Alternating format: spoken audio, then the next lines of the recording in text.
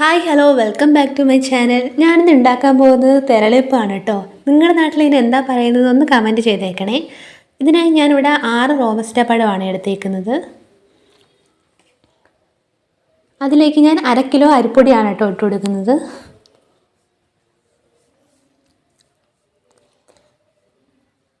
ഇനി അതിലേക്ക് 250 ഗ്രാം ശർക്കരപ്പാനിയാണ് ചേർത്ത് കൊടുക്കുന്നത്.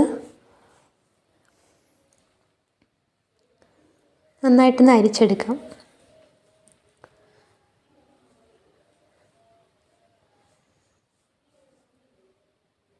ഇനി ഇതിലേക്ക് ഞാൻ 10 ഏലക്കയുടെ കുരു പൊടിച്ചതാണ് കേട്ടോ ഇട്ട് കൊടുക്കുന്നത്.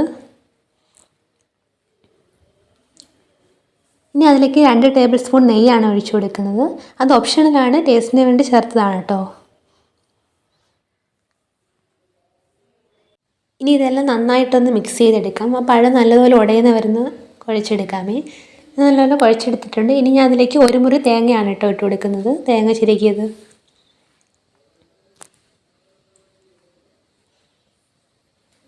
ഇനി നല്ലതുപോലെ ഒന്ന് കുഴച്ചെടുക്കാം. നന്നായിട്ട് നല്ലതുപോലെ കുഴച്ചെടുത്തിട്ടുണ്ട്. ഇനി നമുക്ക് ഈ ഇലയിലേക്ക്, വയന ഇലയിലേക്ക് ഞാനിത് നിറച്ചിട്ടുണ്ട്.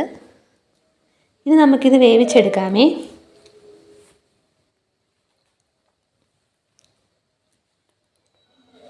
നമ്മുടെ തെരളിയപ്പം ഇവിടെ റെഡി ആയിട്ടുണ്ട്. അപ്പോൾ വീഡിയോ ഇഷ്ടമായാൽ ലൈക്ക് ചെയ്യാനും സബ്സ്ക്രൈബ് ചെയ്യാനും മറക്കല്ലേ. വളരെ സിമ്പിളാണ്, എല്ലാവരും ട്രൈ ചെയ്ത് നോക്കണം കേട്ടോ. ബായ്.